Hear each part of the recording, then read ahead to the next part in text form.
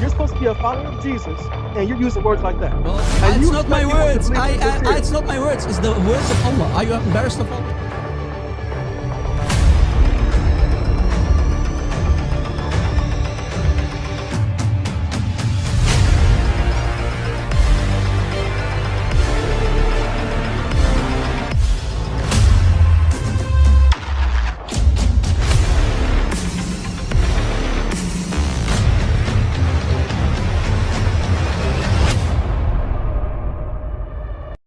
So why is Allah saying to him the following ayah? Stay away, ya Muhammad, from idols. हम ईसाई नहीं मसीही हैं। आपने ये कहावत तो सुनी ही होगी कि चोर की दाढ़ी में तिनका होता है, लेकिन यहाँ पर चोर की दाढ़ी में तिनका नहीं बल्कि चोर की दाढ़ी ही तिनकों के साथ बनी है। जी हाँ, अगर आप कुरान के अंदर देखेंगे तो आपको दो फरिश्तों के नाम मिलेंगे, जिब्राइल, इज़राइल, और ऐसे ही दो और नाम मिल सकते हैं, इसराइल और इस्माइल।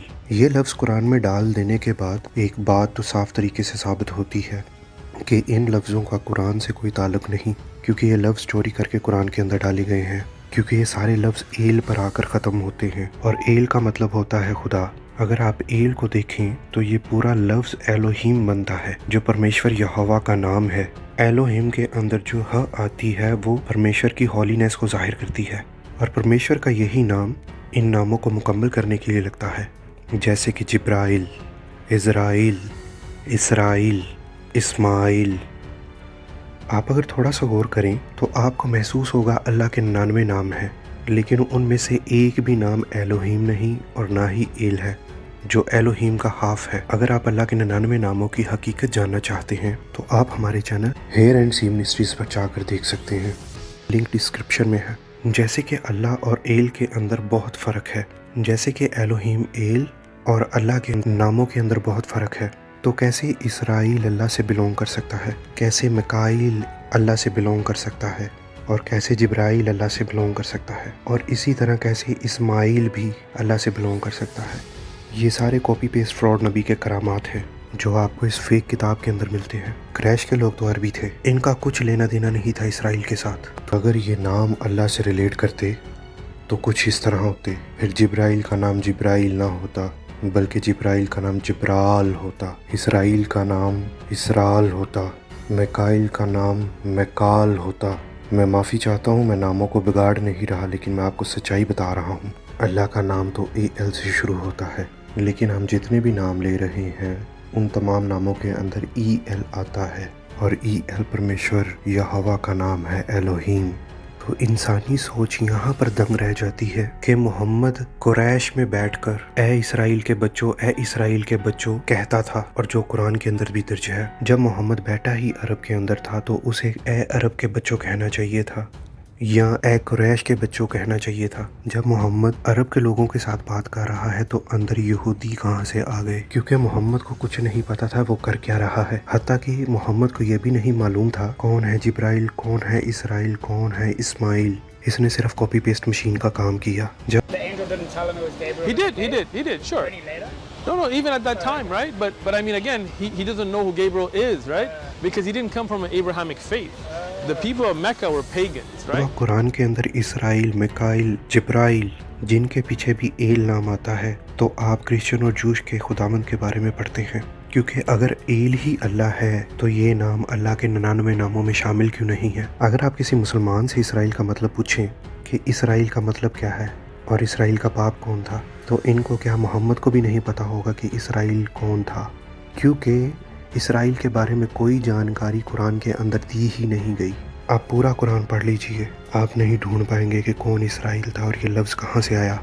रीज़न ये है कि ये कॉपी पेस्ट फ्रॉड नबी की नाकाम कोशिश थी। जैसा कि मैंने आपको पहले बता दिया कि कुरान के अंदर जिब्राइल, मिकाईल, इज़राइल और इसराइल जैसे लफ्ज़ डालकर एक बात साबित कर दी गई कि ये किताब एक करप्ट किताब है और चोरी शुदा किताब है। बहुत सारे स्क्रिप्चर्स चोरी करके इसमें डाले गए हैं। अब जबकि मोहम्मद को ना जिब्राइल का पता था, ना इसराइल का पता था, ना इस्माइल का पता था, ना इज़राइल का पता था, तो यहाँ पर एक सवाल है, तो ये इब्राहिमिक रिलीजन कैसे हो सकता है। तमाम सबूतों के बाद एक बात तो साफ साबित होती है कि ये कोई इब्राहिमिक रिलीजन नहीं है, ये इब्राहिमिक रिलीजन से साफ तरीके से खारिज है। آپ کو یاد ہی ہوگا احمد دیدات نے ایک ڈبیٹ کے اندر خداوند کے زندہ کلام کا کتنا مذاق اڑایا تھا. وہ ہنس ہنس کے کہہ رہا تھا کہ جیکب کا مطلب خدا کے ساتھ سٹرگل کرنے والا، مطلب ریسلنگ کرنے والا. ایکچولی وہ بائبل کا مذاق نہیں اڑا رہا تھا، وہ قرآن کا مذاق اڑا رہا تھا. جب بھی قرآن کے اندر لفظ آتا ہے اسرائیل تو اس کا مطلب خدا کے ساتھ سٹرگل کرنے والا ہی بنتا ہے، لیکن قرآن نے اس کے بارے میں بتایا ہی نہیں. بس قرآن کے اندر ایک چیز آتی ہے بار بار، اے اسرائیل کے بچوں، اے اسرائیل کے بچوں. لیکن یہ نہیں پتا اسرائیل کے بچے ہے کون، کیونکہ یہ تو کریش میں بیٹھا ہوا تھا. احمد دیدات دنیا کا سب سے سٹوپڈ انسان کتنے سال اپنے ہی قرآن کا مذاق بناتا رہا. احمد دیدات اور اس کے چاہنے والے اس بات کو تو ایکسیپٹ کریں گے کہ قرآن کے اندر لکھا ہے اے اسرائیل کے بچوں، لیکن جیسے ہی ان سے پوچھا جائے کہ یعقوب کا نام کیسے چینج کیا گیا، جیکب کا نام کیسے چینج کیا گیا، وہاں ان کے منہ کو تالا لگ جاتا ہے. جیسے ڈاکو کا کام ڈکیتی کرنا ہوتا ہے اور مسخرے کا کام مسخری کرنا ہوتا ہے، اور احمد دیدات مسخری کیا کرتا تھا منچ پر کھڑے ہو کر. اس ویڈیو کے اندر آپ جان چکے ہوں گے کہ الوہیم کے ایل کو کیسا قرآن نے استعمال کیا. آج میرے مسلمان بھائیوں کے لیے ایک گفٹ ہے میرے پاس.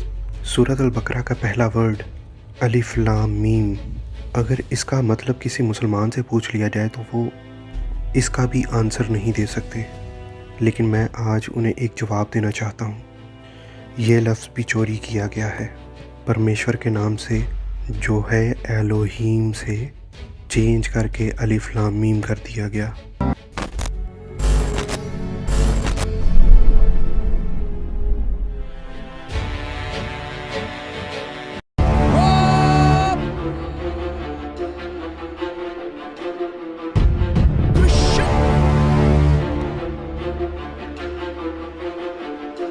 آپ کو ہماری یہ ویڈیو پسند آئی ہے تو چینل کو سبسکرائب کیجئے، ویڈیو کو لائک کیجئے اور شیئر کیجئے زیادہ سے زیادہ، تاکہ پرمیشور کا وچن زیادہ سے زیادہ دنیا میں پھیل سکے اور اس کی بادشاہی جیسے آسمان پر ہے اور ویسے ہی زمین پر بھی پوری ہو سکے.